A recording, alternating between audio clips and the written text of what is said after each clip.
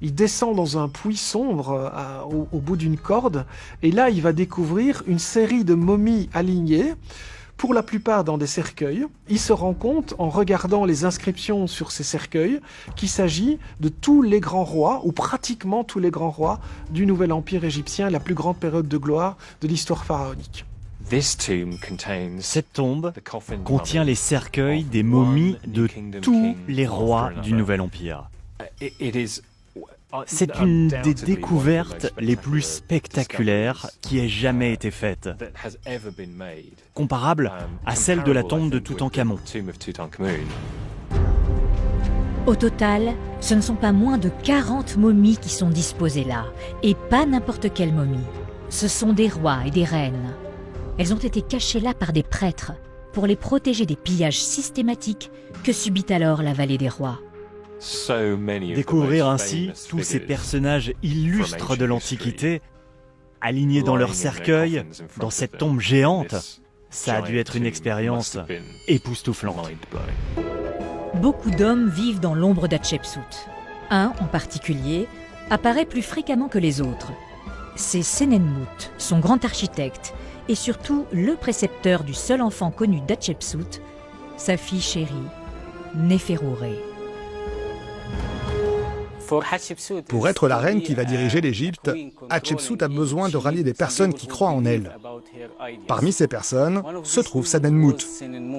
Senenmut possède à peu près tous les titres possibles et imaginables. Et c'est clairement un fervent partisan d'Hatshepsut. Il détient plus de 90 titres. C'est quelqu'un d'extrêmement influent qui, à notre connaissance, n'a eu ni épouse ni enfant.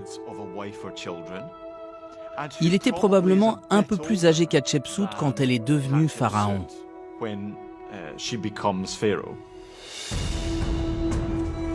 C'est en visitant un des tombeaux de Senenmut, construit juste à côté du temple d'Hatshepsut, qu'on en apprend plus sur ce personnage.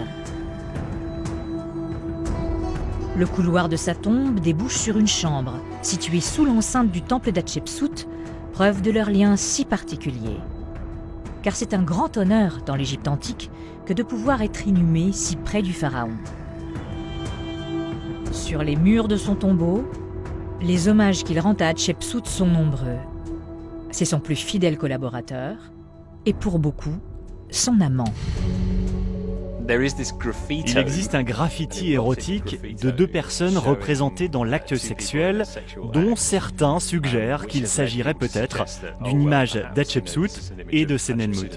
Bon, il y a très vraisemblablement une grande différence d'âge entre Hatshepsut et Senenmut, qu'il faut plutôt voir comme un mentor d'Hatshepsut, un pilier du trône.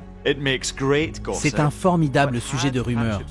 Mais si Hatshepsut avait été un pharaon homme, la question ne se serait jamais posée.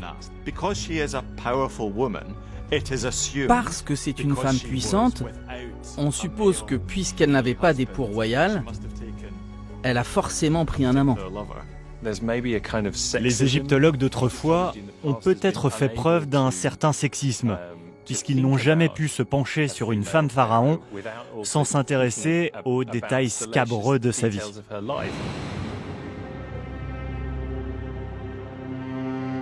Seraient-ils enterrés ensemble, comme certains vont jusqu'à l'imaginer?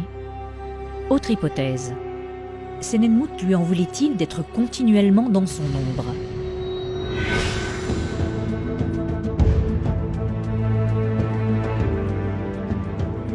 Il semble évident que Senenmut a été très dévoué à la reine devenue pharaon.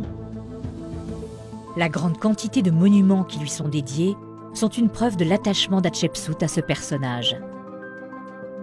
Il faut donc chercher le responsable de la disparition de la reine ailleurs, en revenant à l'époque moderne, et plus exactement à la fin du XIXe siècle. Il y a un service des antiquités qui est géré au Caire par des Français. Et là, ils se rendent compte que sur le marché des antiquités apparaissent des objets au nom de pharaons dont on connaît la tombe, mais on n'a jamais trouvé le mobilier funéraire de ces pharaons.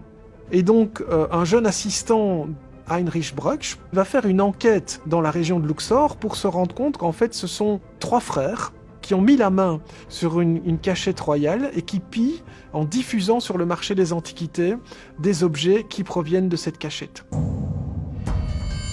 Donc Heinrich Brugsch, il a réussi à faire parler, à faire craquer en fait les trois frères Abderrahzoul.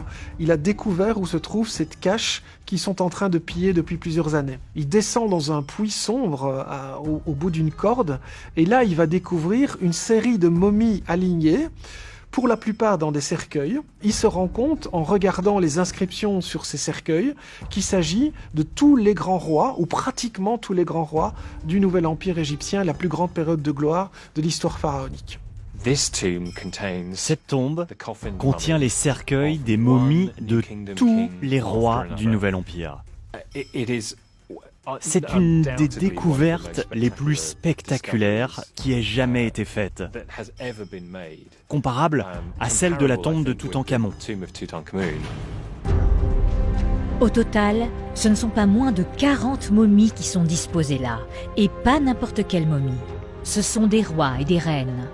Elles ont été cachées là par des prêtres, pour les protéger des pillages systématiques que subit alors la vallée des rois.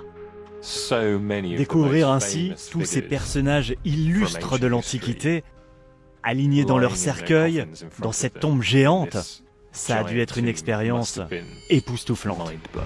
C'est comme ça qu'on fait l'une des découvertes les plus extraordinaires de l'histoire de l'archéologie, il faut bien le reconnaître. Des grands pharaons comme Ramsès II, on peut les voir en chair et en os devant nous, certes sous un état un peu desséché sous la forme d'une momie, mais ils sont physiquement conservés et c'est absolument extraordinaire en histoire de l'Antiquité.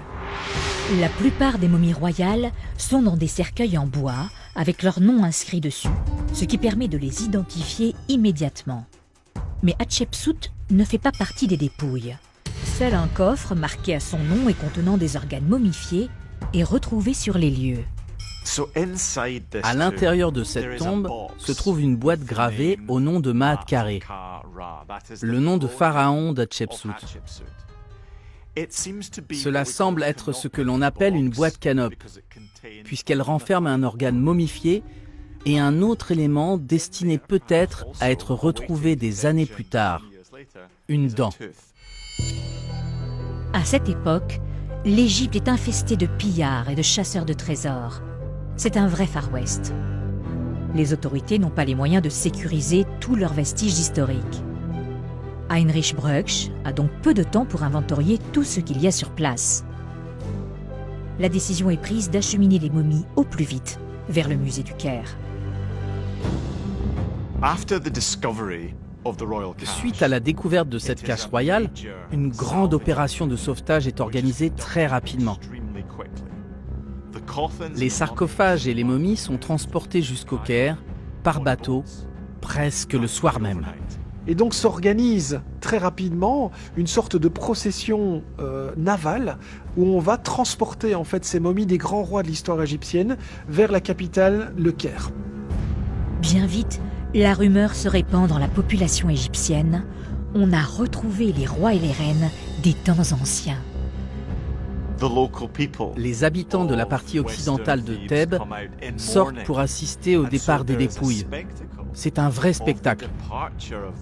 Ils pleurent leur mort. Partout le long du Nil, la population se masse pour assister à l'incroyable spectacle. La ferveur populaire est à son comble. Les Égyptiens sont fiers de pouvoir célébrer leur pharaon.